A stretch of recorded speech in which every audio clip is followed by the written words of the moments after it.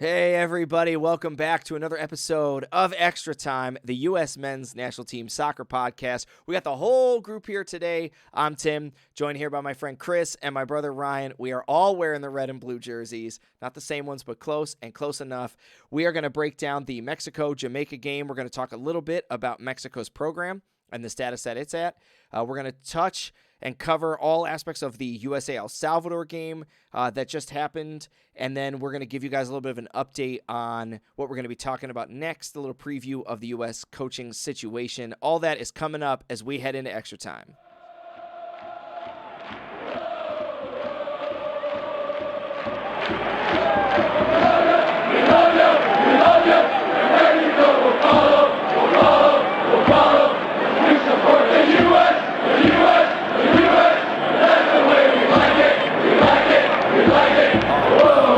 Guys, it is so good to have everybody. Ryan, it has been a while. So how have you been, man? How have you been? I've been good. I have been watching the games. I have been keeping up with everything, even club games, stuff like that. So I've been watching, Premier League. I've been watching highlights of all the other leagues. MLS has started, so I've been watching some of that. You got a team for the MLS? You got a team you're pulling for? No, not really, but I've just been kind of watching all the games that have. The teams that have the U.S. players that have played, okay. I'm watching. I'm kind of interested to see when Messi does show up to Miami, because he's supposed to go at the end of PSG season. So that could be something to keep an eye on. Might be fun to go to might try to go to a New York football club game against Miami just to see that. If that actually happens, when Miami comes to play Charlotte, I might try and go. Oh, I would. I mean, you're gonna have to. Everybody's gonna love it, right? Now that it's confirmed, like anybody who was a soccer fan of Miami that wasn't an Inter Miami fan is now an Inter Miami fan, right? Well, Lionel Messi's got more than 100 goals now, right? Internationally. He's got 100 international goals. Is he the only player that's done it? No, Ronaldo has 120. Okay, so it's because I didn't see like the whole post. They made a big post about him that he had he broke 100 international goals for Argentina, and I was like, I mean that's insane. I just didn't know what that compared to the other greats. All right, okay, I was gonna say, going back to something you said earlier, Ryan. Like, you've kind of been the person who's I feel bad because you're always texting me like, hey, did you catch this highlight? Did you catch this thing? Like, are you watching the Brenton game right now? And I'm like, who's watching the Brenton game right now, right? Like, so I tell you, I'm bored at work sometimes because on days where it is slow, I just get to sit in the office and I don't, because like as a lifeguard, like if there's nobody in the pool, I don't have to do anything. So that's I'll true. Just so you be just sitting there. Crack the game on. Let's see who's playing. Oh, I've got this streaming channel. Let's watch the game. And then I'll just sit there and I'll be like, holy crap, did that actually just happen? And I was like, the only person I can text that would have any idea of what I'm talking about is Tim. So I text him and I'm like, Tim, did you see Fulham just got 3 red cards in one play? Yep. And Tim's like, what? I gotta go watch this. So I call him, right? I call him. It's Sunday morning. Ryan picks up. The first thing out of Ryan's mouth is Ryan's like, aren't you supposed to be in church? And I was like, I am in church. But what I was doing, because I had just walked off the platform, I have my ears in, right? And my ear is clipped to my backpack. So the pastor is talking. He's preaching in one of my ears. And my phone's on the other ear. And Ryan's telling me, and then I'm like this, right? So I got like the live feed on my phone, watching it. Listen to my pastor in my one ear, and listen to Ryan talk on the other ear. Dude, I'm just like, I'm like texting Tim like, dude, VAR is a joke. They're looking at stuff and they just don't care. And Tim's like, yeah, I know, VAR sucks. Like, yeah. What was crazy though? So I get off the phone with him, Chris. Right, I walk back in. Allie's working slides. I sit down next to Allie and I look over, and one of Allie's friends, she has 3 sons. They're all in high school. One's getting ready to go to college. They're watching the Everton Nottingham Forest game on their phone. And so I'm like sitting there, right? I'm like listening to Steve preach. I look over and I was like, yo, what? And like the kid makes eye contact with me and I lean over. I'm like, is that the Nottingham game? And they're like, yeah. And I was like, who's winning? Like, but yeah. All right. Anyway. Yeah. Like that's my days at work. If there's a game on and I'm not doing anything, it's, do I have the ability to watch it on my phone? If yes, I've got it up and I'm watching it. And so I've been catching a lot of games a lot of like I never thought I would watch them games, but still watch them anyway. So, All right. So I was speaking of, watching oh the no, you're good. You're good. I was watching the Dominican Republic play Belize the other night in the CONCACAF Nations League. You want to talk about why? Why was I watching it? Who knows?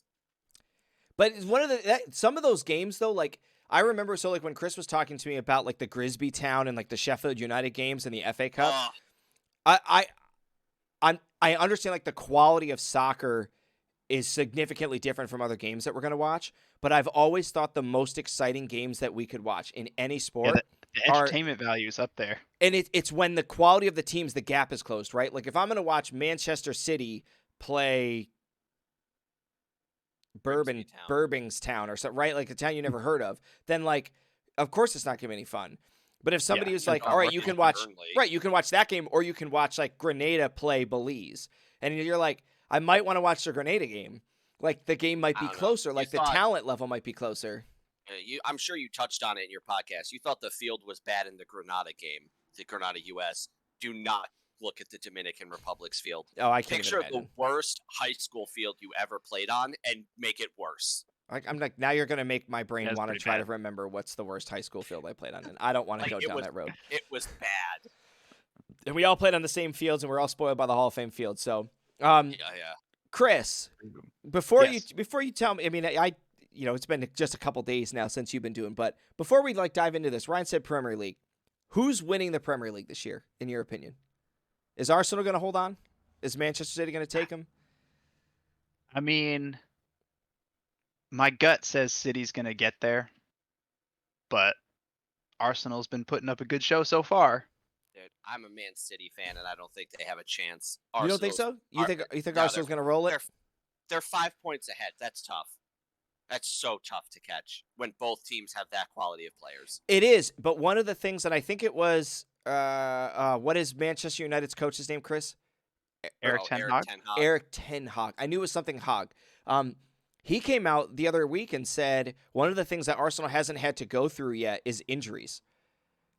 Arsenal's been really fortunate. They have the highest percentage of the same starting 11 in the Premier League. Right.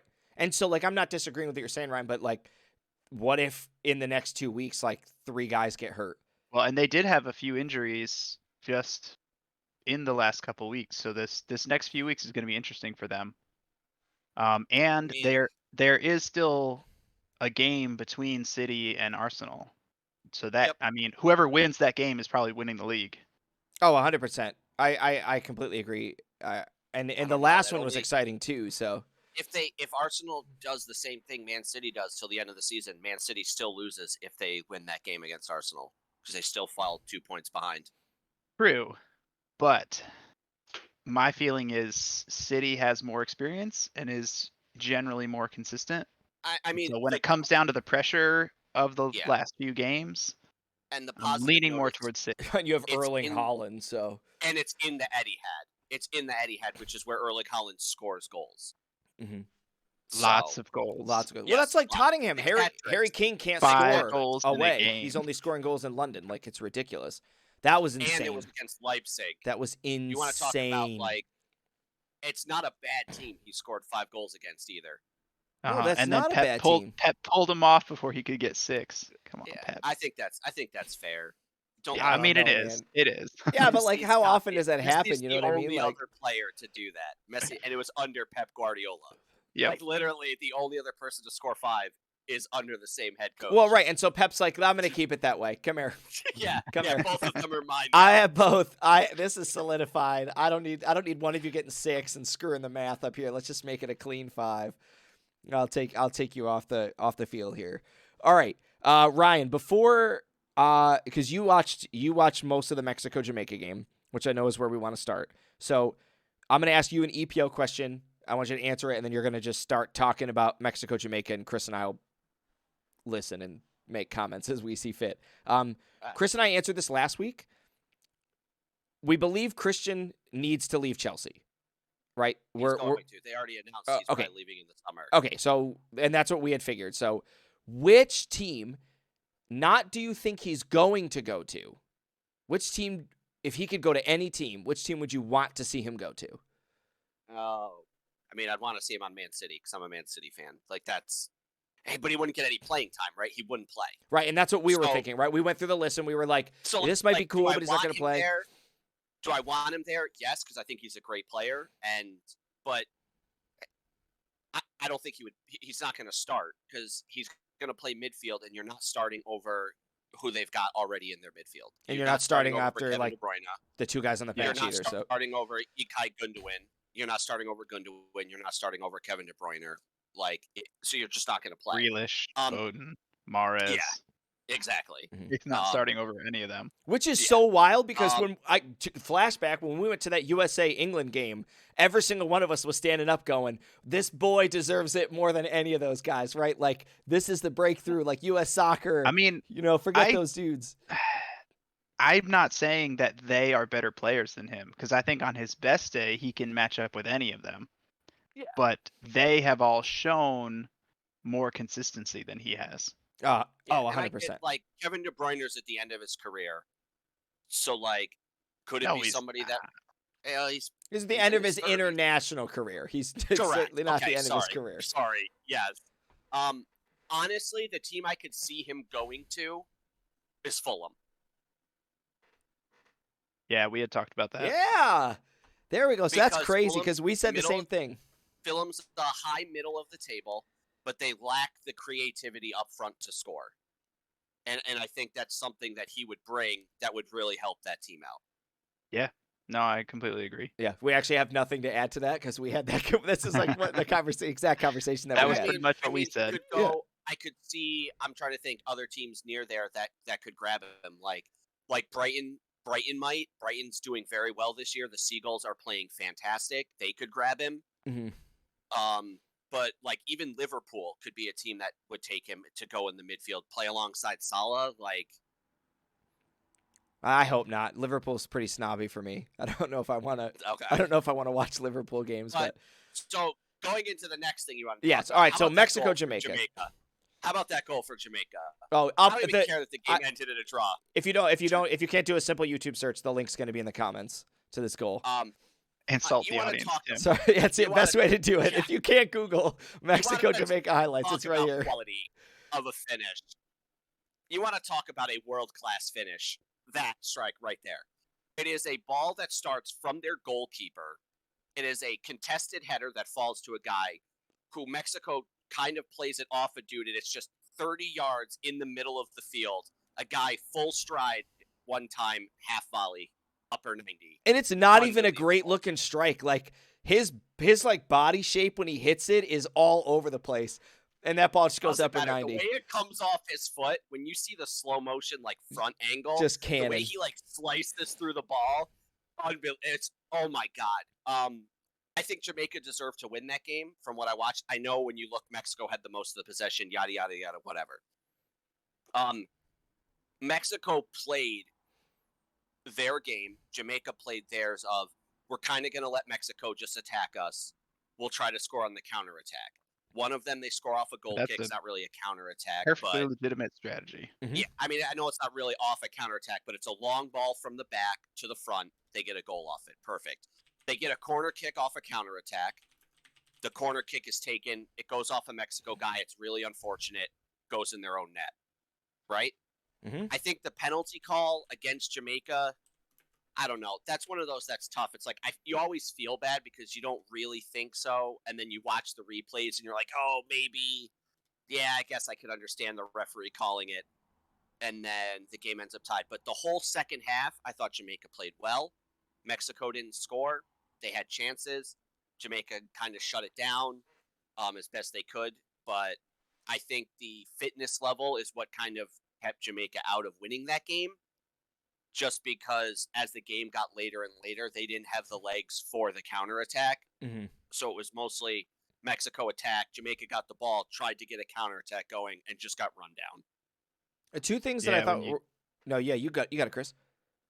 I was just saying, when you chase the ball the whole game, you get worn out. Yeah. So two things I thought were really interesting about this. I was like looking at the table. If Jamaica had won that game, Jamaica goes through. Correct. Which is why I'm like actually upset because I thought they deserved to win that game. Right, which is is a statement in itself, given that the other team is Suriname, right? Who, I And mean, when Mexico, you look like, at, you got through a well, and group with Mexico, right, exactly. And so so here we are again. Same thing we're thinking when it came to World Cup qualifying. Here's Mexico, this team that's primarily on the top of the tables. I understand the World Cup just happened. I know we're in a rebuilding phase. For all of these things, I know CONCACAF had a pretty dismal showing, right? Even like Even standings our finish wise, referee. right, exactly. Even the refereeing. So like, listening to what you're saying, and kind of getting to tie into this next thing. A lot of the media reports, both from American media and Mexican media, is that the Mexican program is in a very weird spot, right? Like, I've heard people say things as extreme as it's in shambles. I don't think it's that far, but I could imagine for passionate fans, like, I would have felt myself saying the words about the U.S. program when we didn't make the World Cup, right? Like, our program's in Think about shambles. it. We're not going anywhere. Like, we didn't even make the World Cup, and we're in CONCACAF. Like, we're a joke. Yeah, but What when you would you think would about you it, like, be? they had high hopes. They had high hopes going into the World Cup that they would get out of group stage, get out of the round of 16, make the final 8, and then they don't get out of group stage, right? Well, and So if you look at Mexico's history, I mean, they are what Mexican fans are used to is Mexico finishes top in CONCACAF. They yep, go to the World Cup. They make it to the round of 16, sometimes win, sometimes not. They don't make semifinals or finals, but their normal level of expectation is um, we're the top of CONCACAF, and we're in the top 10 to 12 in the world. Like that's what their level is and what they're yeah, used to. and they And kind of got they haven't embarrassed. been. Yeah. Right. Like, you think about, like, go back to their World Cup games, and it's like they should have made it out of their group. Like, if they played Oh, like for sure. Mexico, they should have made it out of their group, and then they don't. And it's just one of those things where it's like, especially the way they don't make it out, where like they score that goal late to go up 3-2, and it doesn't matter, right? They need to score another one, and they've got like 3 minutes left, and they just can't get it. Mm-hmm. And it's like also the heartbreak there, like, right, like, all you had to do was win, but then you had to win by 2. You couldn't do it. We don't even get out of our group now. What happened? So then there's questions have to be answered. Why didn't we make it out of group stage? Guys lose their jobs. Right. Well, and my brain is kind of like on the fritz, but they were also in the Saudi Arabia Argentina group, right? Correct. So that first game right off the tournament is Correct. like a freebie to them, right? Argentina drops a game. Yep. And so you're Mexico fans, and you're like, we got it, like we're getting out, like, because that's what I would have thought, right? I'm not like making fun of Mexican fans, right? Like USA is very similar, right? Like there's a reason that Christian Shirt said "man in the mirror." Like I love our rivalry with Mexico. That's why I could say this. I would have felt the same way, right? If in that very first set of games, Iran beat England, I would have been like dancing on my roof, like driving up and down the street, like, yo, we got this. Like, we're going to win. Like, we might win the whole thing.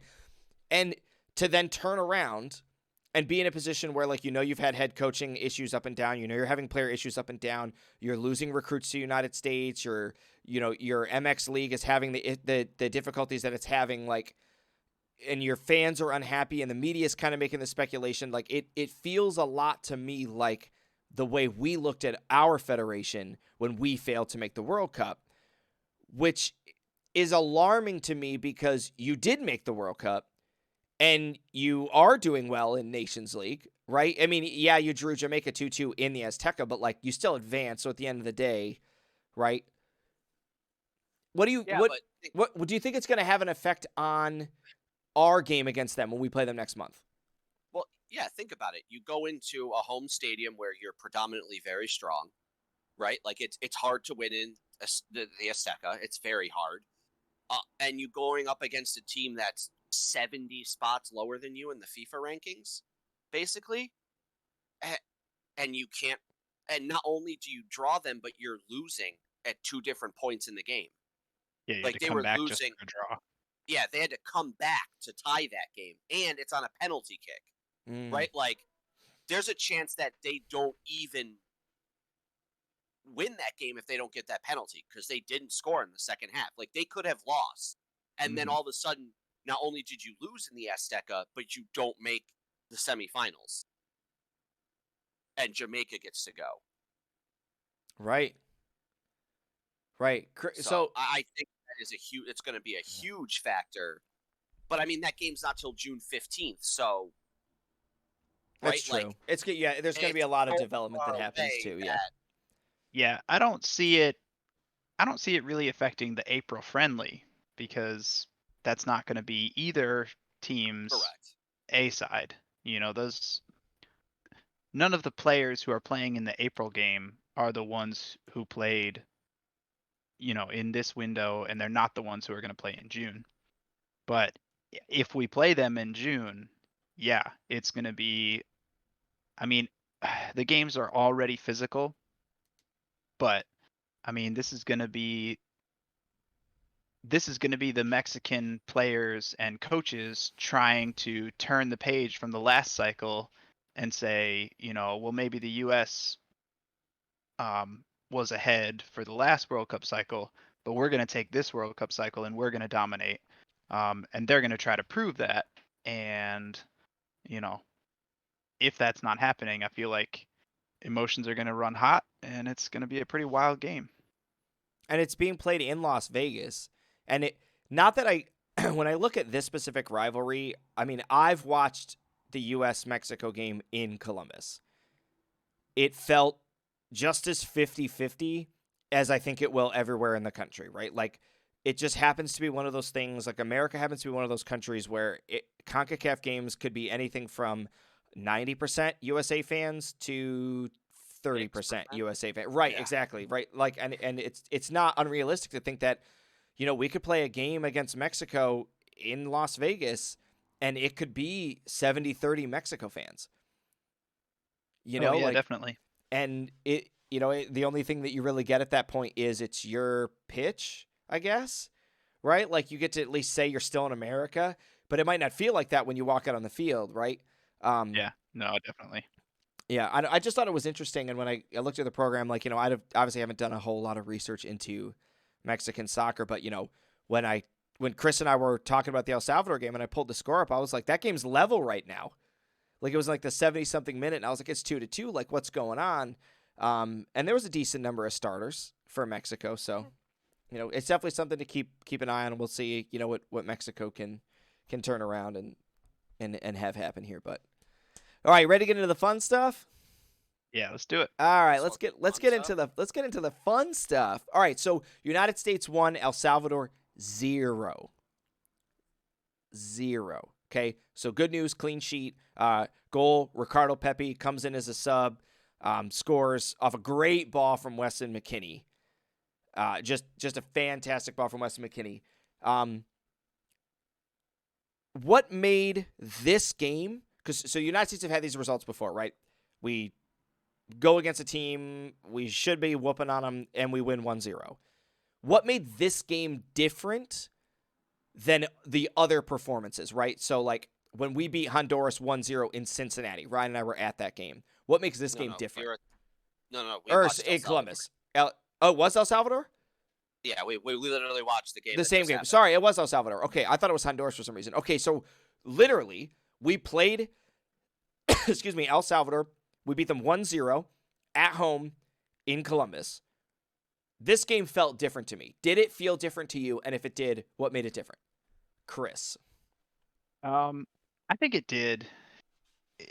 To me, this game, like there was never any nervousness to me about this game that like they could steal it away. We looked so solid defensively. We had so much good possession. And I think the big difference is, a lot of times when we have those games where we have all the possession, we're not doing a lot with the possession. Like we're just moving the ball around. We're not going forward. We're not attacking. And then we have moments where, when we lose the ball, they get a really good chance. Mm-hmm. And that didn't really happen. We didn't score goals this time because we were just ridiculously imprecise in the box. We had several good attacking moves that got into the box, and then like we just made a bad pass, or the shot was terrible, or we tried to take a dribble and just lost control of the ball. So we were getting into the box and creating attacking opportunities. And so I think, to me, that made it feel like, if just one person can like settle their feet and actually get a shot, we're gonna score and we're gonna win. And Pepe did. So Mm-hmm.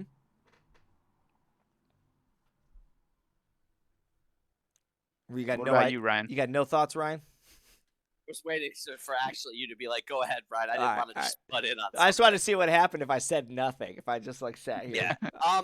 Obviously the game was different. The implications of the game are different, so the feel is going to be different, right? The last time we played El Salvador, that we went to was a World Cup qualifier. A lot more riding on that game than the CONCACAF Nations League game, right? Like, okay, yes, we make the semifinal if we win or draw. Like, we'll get there.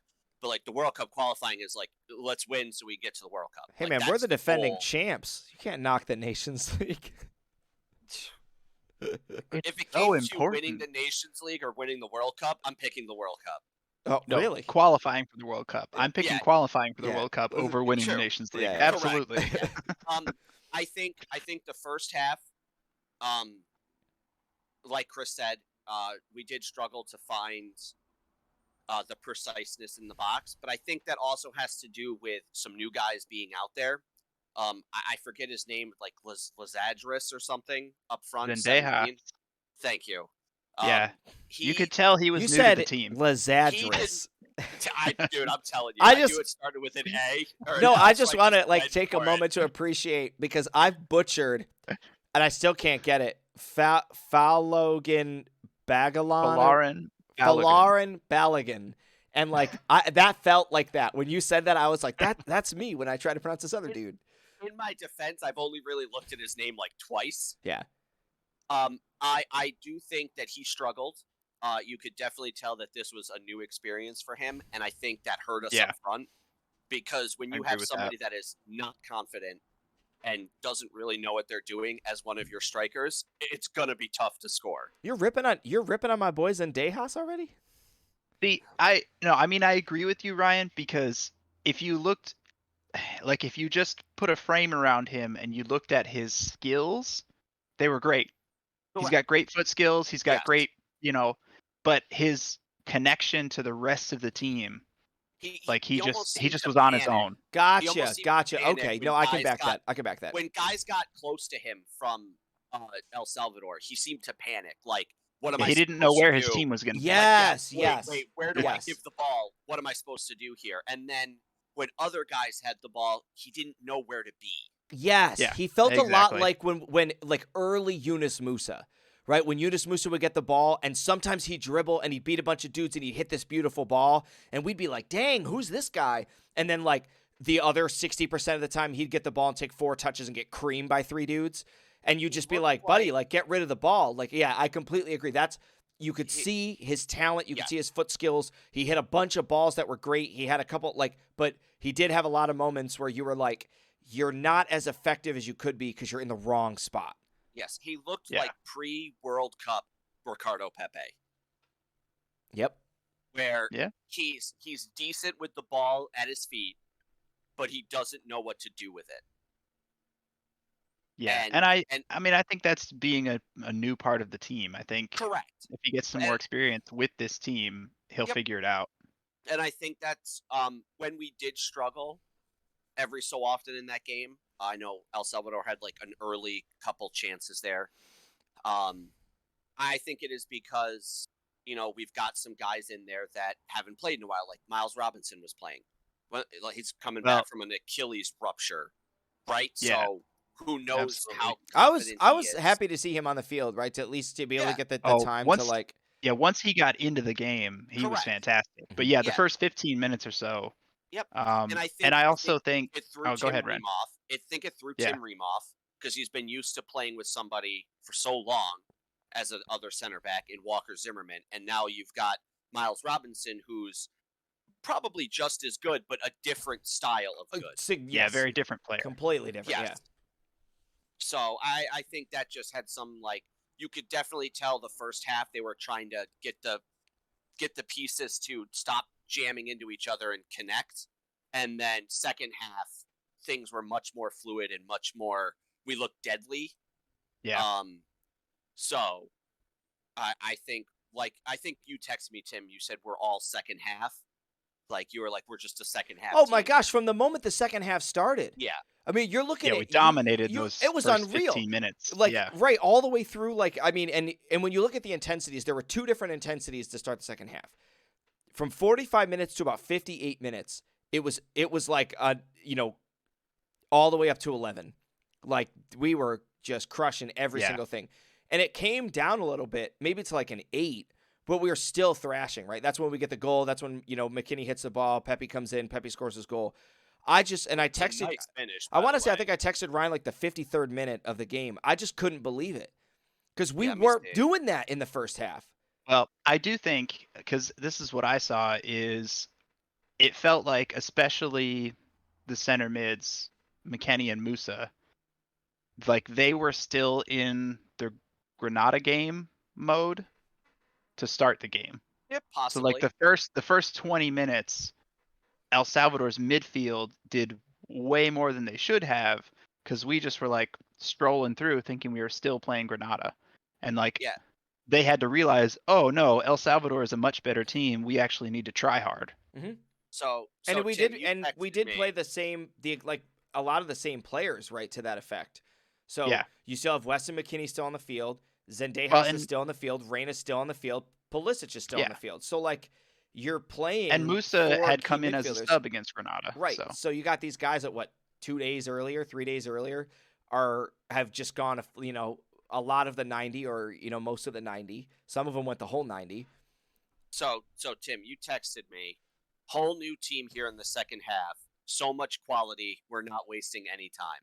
We really weren't, yes, and I think all of those things speak to exactly what was happening. We were attacking hard, and we didn't waste any time. Right from the moment that we kicked off, we had the ability. And so many coaches talk about this, and we talked about it in the World Cup. We talked about it in qualifying, to set the tone early, and to put teams to bed. Right, like just come out there guns blazing, and play your game, so that the other team has to react. And we had a chance in the second half to come out and let El Salvador have the ball a little bit, to kind of settle back in and wait for the ball to come to us and then try to turn it back on. And we were like, no, we don't want to give El Salvador a chance. We just want to absolutely go for it. Yeah. How did you feel? I was very shocked and surprised at how much I appreciated Yunus Musa in that role. I saw a completely different Yunus Musa than I'd ever seen, right? Not a lot of dribbling, not a lot of fancy stuff, but the balls he hit over the top, right? The stretch passes that he hit were just incredible. And he seemed so composed in that. Like, from a defensive stance, I didn't see anything that wowed me. I didn't feel like he had to make any tackles or like did any exceptional runs or man marking. But I was really impressed with the balls. How did you feel about him in that spot? Ryan, Chris has got it. Ahead. He stole it from you. I was really gonna say Ryan, because Ryan sent me a picture of himself in a Tyler Adams jersey. So I was gonna say you thought it was not Tyler Adams. Correct. Because I thought Tyler Adams was 6 and Yunus Musa's 6 because I forgot who Musa was. I'm definitely not a dedicated enough fan. But that's why I was gonna go to Ryan first. I was gonna be like, Ryan, you like Tyler Adams. We're missing him. Go for it. How did you feel about Musa in that role? I mean, I should have gone to Chris. Oh my God! Shut up. I don't know. He plays well. I think the style that I'm used to seeing him play, the dribbling and the speed, I think suits him a little bit better. That being said, he did have a lot of great balls that he played in the game against El Salvador. I think if he needs to use his speed, because he's got that. He is very fast. He needs to know when to take somebody on and when not to.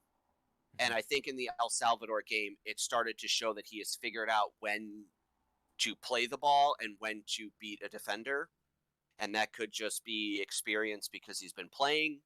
It could be something that the head coach now, who used to be the assistant, has kind of drilled into him, like, hey, this is how I want you to play. This is my style. Try it this way. But I think it shows he's got a lot more composure now in the midfield, and he definitely has the growth to know what to do, when to use the jets, when to play a little more defensively, and when to play those balls up over the top. Yeah, agreed. I don't know how much it's him playing in a different position. I think it might be more of the different expectations from that lineup. Like the role you're playing in that 4-2-3-1, like as one of those two, you are expected to be further back. Like you're not expected to press forward as much. And just the shape of the attack ends up looking very different. And I think it played to maybe a different skill set than we've really seen from Musa in the past. That I think maybe he just hadn't had a chance to showcase before because of the system, the 4-3-3 we were playing. He and McKennie were supposed to be driving into the space where Gio was for this game, and so they weren't driving into that space as much. They were moving the ball either into that space or out to the wings. And so I think for me, I think that's what I saw is his role gave him an opportunity to show something we haven't seen from him in the national team before. And I liked it. I mean, I was very pleasantly surprised. I'm played glad. Very well. Yeah. And playing the ball into Gio, he was somebody that you and I talked, for a pretty decent amount of time about in that Grenada game. I thought Gio really turned it around in this. He looked much better, yeah. And it not just because he himself looked better, but the way that the attack formed around him. Right? In the Grenada game, we saw a lot of, Christian drifting out to the left, leaving him in the middle. So what do we see in this lineup? Anthony Hudson just switches it.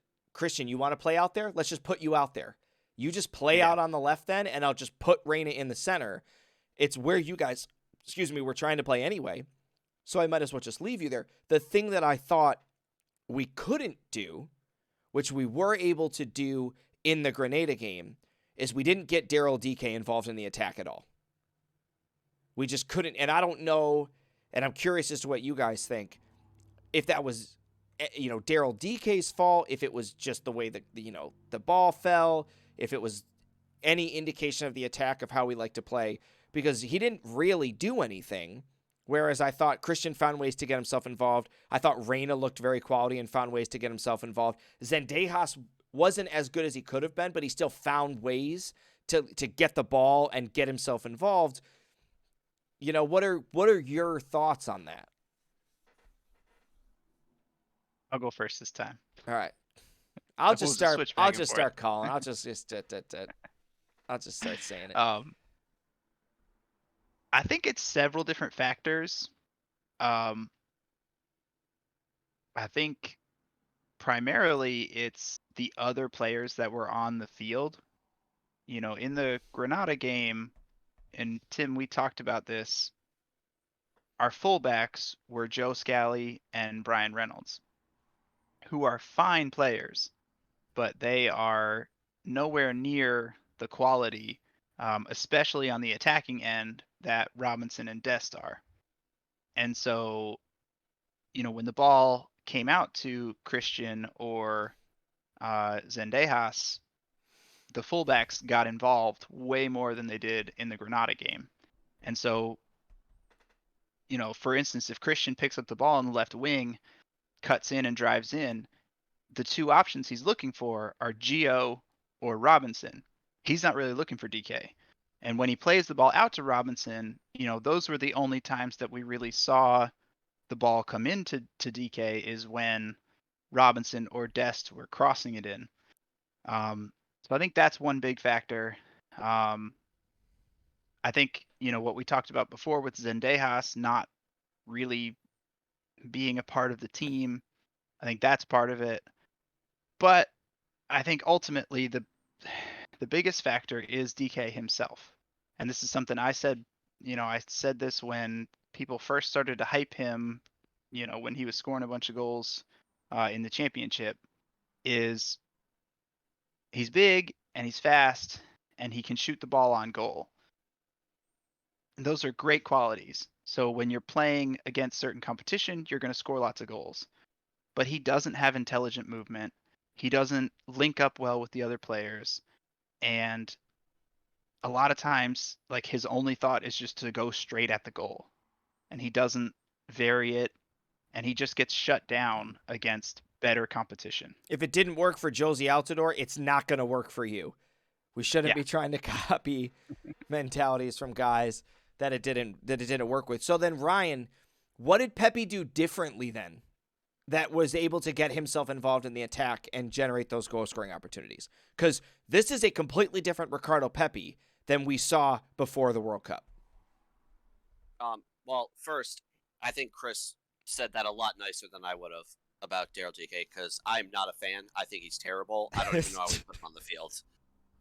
I do not like him. I'm not going to argue that. That's the quality that we bring you here on Extra Time. Like, we Chris just tell it like that, I'm like, Chris is saying all that. I'm like, wow, that's a really nice way of putting this guy's just terrible. No, but that, and you know what? Like, honestly though, like that's kind of what I love about this and this conversation is like I want to take the lens of a fan, right? And fans don't stand like they don't sit in the stands with like their jacket and their buddies and they're just like, I just think he doesn't have the best movement. Like maybe if he just like thought more and he strung together his players, people are just like, this guy's horrible. Like why are we playing? Get him off the field. Garbage. Anyway, fair enough. I think Pepe just kind of learned from the Granada game. I don't know if it's something that'll be a consistency, but from watching him play in the Granada game, he scores the first goal, but after that, he almost was non-existent in the game, in my opinion. And I even texted you, Tim, and made sure you bashed him on the last podcast for me. but just because, he was so non-existent, I forgot he scored again. Correct. Right? Like Chris had to remind me. Chris was like, Tim, he had another goal. I was like, oh, whoops. Yeah. So I don't it could just be hey, I don't want to do that again. But it could also be the field. The conditions in Granada were atrocious. They were. So that could play a factor in a lot of things. The ball moves a little faster, passes are a little crisper, a little cleaner. Man, I'm glad he didn't score a hat trick. Because you know how embarrassing it would be to be like, somebody doesn't like you when they forgot you scored a hat trick. Yeah. So it could be a little of that. It could also just be he's finding himself. He didn't make doesn't make the roster for the World Cup, right? He gets left out, doesn't play. He hadn't scored a goal for club or country at that point for like 300 and something days. Mm-hmm. Goes to a nightclub, transfers to the Netherlands. Yeah, transfers to the Netherlands in a nightclub. But he starts playing well over for his club. He starts actually like scoring, not a lot of goals, but enough that you're like, okay, he's a striker. He's starting to score some goals. I think the Granada game was a little rough for him. Again, I know he got the first goal. Just to keep reminding Tim. Yeah. But what's cool is you're saying all of the same things that Chris had said, which I think is so cool because when we talked a lot about what we wanted to see in players, we wanted to see commitment, we wanted to see growth, we wanted to see that drive to be better. And to have us all sit here and say, you get left off the roster, and now you're left with a choice. Do you light that fire underneath yourself and you say, I'm young, I still got time, I'm going to get myself back, and I'm going to be that striker, right? I'm going to get myself back to the caliber And I know he's going to be a better player than he was in the MLS, but that mentality, right? That I have the most goals, right? I'm like this rookie who comes in, I score all these goals, people hype me up, I'm this big U.S. prospect, I'm going overseas. Yeah, you hit a rough patch, and your rough patch lasted over a year. It's okay. Come back, put the work in, score the goals. And as much as I wanted to bash him, I'm also somebody who I just want to win, right? At the end of the day, this crest and winning games is what's going to matter. A star above it is what it needs. It needs a star above it. And so if Pepe comes back and Pepe's playing like this, and we went from a player who before the World Cup, we couldn't even hit the goal. Right? We didn't have the physical capability to even win the ball, right? Somebody play the ball to us at our feet, just get knocked out of the way, the guy takes the ball from you. To literally touch, bang, it's in the net. Right? He also pushes himself around that El Salvador defender. That goal is not an easy goal. It's also not a clean breakaway. Goal. He uses strength to keep that guy off of him, which is something we have not seen from Pepe. Correct. Which is nice. That's a key aspect you have to have as a striker, is I have to be able to hit that ball to you. And you have, you think about Erling Haaland, that's all that dude is, right? You play the ball into him to his feet. Exactly. He's a tank. He's just a tank. And you have this guy, Ricardo Pepe, who he's taller, but he's a twig. And we all through qualifying, we're he was scoring goals, but you play the ball to him and you just watch the guys from Jamaica just kind of breathe on him and he falls out of the way. And now we've lost the ball again, to Weston McKennie hitting this beautiful ball. And like you said, him just kind of leaning on this dude the whole way. He knows exactly what he wants to do. He's not hesitating, and he just hits this chip and it just drops over and goes in. I was so impressed with the composure, with the class, with the growth, with all of it. Just a great goal. And to look at the whole rest of that second half of guys wanted to give him the ball. There was something about the way he was holding himself on the field that guys were like, this guy knows what he wants to do. We need to get him the ball in a scoring position. And he had a couple good chances. Yeah, he did. So, and that's what we need. We need a guy that is ready to shoot the ball when he gets it. He's not going to make that extra pass in the box. He's going to be, I'm in a scoring position. I have a chance to shoot. I'm going to shoot. Yep. 100%. And I agree. I'm looking back at the things I texted you, because as soon as you said that, I was like, that sounds familiar. I texted you. I said, again, he's there. The players know something is different with him. He's been the target forward the whole second half. Ever since he came in, so that showed me something changed in practice, because you don't just start. Yeah, go for it. I think that shows in. I know you apparently didn't see him at all, but his second goal against Granada, the pass is different because the position on the field, but the run and the angle of the pass is almost exactly the same. His second goal against Granada and his goal against El Salvador, it's both, coming off the shoulder, splitting the center backs into the space and just turning and scoring. Mm-hmm. And so I think that speaks to, like you said, there's been something happening in training where he has shown the confidence to attack. The guys have seen that, and they have, made an effort and had purpose to figure out ways to get him the ball. Mm-hmm. And we all know, we all have experienced, right? Anybody who's played this game has experienced the difference that you feel personally when you watch the players make a change in practice. And also you feel it on the field, right? I remember, and it doesn't matter the caliber of the game, I remember playing summer league soccer games where we were playing against a team and you were pretty sure you weren't going to win. And early on in the game, some dude hits a cannon and Ryan just stretches out and makes this unbelievable save.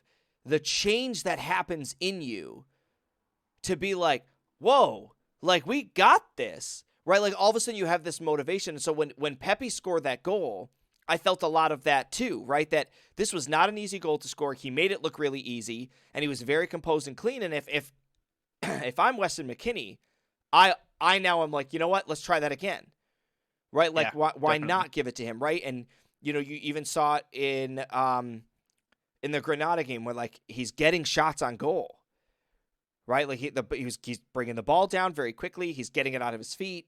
He's getting it on frame. These were all things that Jesus Ferreira was struggling with when we had him in that spot, is he couldn't really get the ball out of his feet and kind of go anywhere with it. He just could had not to get it on goal. He couldn't get it on goal, right? It just was crazy to me. So, the subs that come in, right? For these guys, it's a lot of the same people, right? So we see Luca Della Torre comes in again. Brendan Aaronson's going to come in again. But he comes in because Musa got hurt. He does, right? Yeah, potentially. But he does potentially get hurt. Taylor Booth comes in again, which I like. I'm a big fan. Yeah, still looked good. Johnny Cardoso, but right at the end. So, like, he was just kind of like, here he is. He's kind of there. And then, obviously, Pepe that we talked about. So, over the course of these two games, a lot of the same names. Knowing that, right? Trying to figure out where I'm going with this. Knowing that we saw a bunch of the same names. We look at these two games. We look at this March camp. How do we feel now? Where, from where U.S. Soccer was before this, coming off of the World Cup, transitioning to preparing to the home event, right, holding the World Cup in 2026. Our players are at probably the peak in their Premier League seasons, in their club seasons. We have these two matches. How do we feel about U.S. Soccer? And how do we feel going forward after these two results? Chris. For me, it feels great. Like, if you look at the way, especially in the El Salvador game when we got to see our starting back line, but even all the guys who played in Granada, as far as the attacking half, they were hungry. They were, excited to be out there playing. You could tell that they wanted to win these games. And so I'm feeling really good about the team. I'm very happy that we feel like we have our team. Even if there's still going to be some transitions and some flip-flops at a few positions, I'm thankful that is because we have more depth of talent now, that we've been able to get a few more of these guys. It's not because like we're still searching for players who are good enough to compete at the highest international levels. Like we have found not just 11, but like 15 or 16 maybe guys who are talented enough, capable enough, and willing to compete at the highest international levels. And that to me is awesome. And I'm excited to like build on that and actually hopefully get a coach who can, progress them to higher tactical levels and whatever it will take to get this talented roster performing, to where the level they could be, which is really, top 10 in the world. Easily, legitimately. And I think by 2026, I wouldn't be surprised if we had 18 to 20 players that were at that caliber. And just to pause, if you're listening and you don't understand the significance of what he said, then you're really young. You must be a really young individual, or you're brand new to U.S. Soccer, because it means you haven't sat through every single other World Cup cycle where you were so filled with hope and enthusiasm, and 11 guys you'd never seen stepped on the field, and you were like, some of you must be our saviors. And the game would happen, and you'd go, we're still doomed. These guys are all still terrible. I'm going to get stuck with Michael Bradley for another 4 years. Like, I can't do this anymore. Ryan, how do you feel about U.S. Soccer right now? I mean, a sloppy win is still a win, right? As long as you get the result, does it? I mean, yes, it sucks if the defense is in shambles, but if you win, you win. Hey, if you're listening at home, you're not watching on YouTube, this is actually a surprise guest, Greg Berhalter, with us on the podcast here. Sloppy wins. Sloppy wins are still wins, everybody. What I will say is, I don't remember if it was the Granada game or the El Salvador game, but one of them, our entire starting lineup was not MLS. There was not a single MLS player in the lineup, which is the first time that has ever happened. I was going to say that has to be a soccer. first. That has to be a first. That was the first time it had ever happened in U.S. soccer. And the U.S. Soccer Federation must have been at such a rough spot, right? Do we tweet this? Like, do we? Because you can tell to advertise this. You know what I mean? Like, you know that like one of their interns was just like, all right, this is the first time we've ever. Do I send this? And they're like, yeah, hold on, we got to check. And there's like, who do you check with? You check with your sporting director that you don't have. You check with your federation that you don't have. Everybody walked out. Like, but in all honesty, I feel really good. Not because we got 2 wins against nations we should have beat, but because we got 2 wins against 2 nations with the play style of what we wanted to see. Sure. The U.S. played the way we have wanted to see them play for a while, where we dominate possession, we move the ball around, we get the ball into a scoring opportunity, and we take the scoring opportunity. It was not this, which we saw, World Cup qualifying in the World Cup, where guys get the ball in a scoring position and they try to make an extra pass, or they try to take on 2 extra guys, they lose the ball. It was, I have a position to score, I'm going to try to score. And that is what gives me that hope feeling that you were talking about. It's that missing piece that we didn't have even in qualifying. Correct. And it's nice to finally be able to say, there's a guy on the team that wants to shoot the ball. And it's somebody who I never thought I would say that about, because watching Ricardo Pepe before the World Cup, I would never have picked him to be this guy. Right. And as much as it's gonna hurt, it's gonna go back on all those things I ever said, I'm excited to see what he can do in the next coming, next cycle. That was the thought that I just had, is I was like, I never thought that I would be sitting here saying, I kind of want to watch him play against Mexico now. Right? Like he's earned that for me to be like, you know what? Like I wrote you off, but you stuck it to me and you said like, no, give me another shot. Let me prove myself. And he's going after it. And I'm excited to see that. I'm excited for all of the things that this shows for U.S. soccer, right? That we played a lineup that should have got the result that it did. We've had games against teams like Grenada where it was 0-0 and we scored in the 91st minute to win the game 1-0. And every single U.S. soccer fan sat on the couch going, is this what I have to deal with? Like, and you're just like, what is going on? And not only that, did not happen. Right. Not only that, but in those games, you watch the other team play with more conviction, play with more passion, like play with more creativity and ideas. So these games were just the United States getting down to business, right? That Granada game, there was no funny business about it, right? Get the ball, bing, bang, put the ball into an attacking position, attack, shoot the ball, score a goal, reset, do it again, right? El Salvador game, don't let them have the ball, attack, be fluid, get a bunch of guys in the play, right? And just grind them down. In the second half, it comes around. I don't know if I ever said this to you, Tim, but the previous, not style, but the previous way I pictured U.S. soccer was, we are going to make you wait until the last possible moment, and we are going to make it as close as physically possible to try to give as many of our fans heart attacks as possible. Yeah. That's definitely what it felt like sometimes. Really. It's the only way. And this style that we are playing in the March games that have just been played is not that. This was, we're going to take control of the game and make sure everybody knows that we are winning this game. You would have thought that like the previous U.S. coaching academies were just like they like took every movie like Coach Carter with that theme and they were like, watch it and replicate it. Like, man, all these games are close. Like, this is stressful. Keep them close.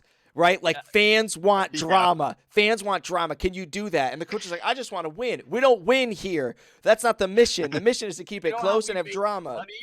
Right. You know how you make money in sales? People want to watch games that are close. Nobody wants to watch you beat Trinidad and Tobago 14-0. No, yes, I Yes, do. we Right. do. I would love Right. to see that. Right. And like as silly as it is, it's almost like after we got knocked out of the World Cup, they had like a business meeting and somebody just had the audacity to put their hand up and be like, "You guys know you don't make more money if it goes into extra time, right? Like the longer the game, like you're not making more money." And they're like, "Really? Why don't we just win then?" And it was like, "Okay." And so like now we're just like gonna go out and try to win games.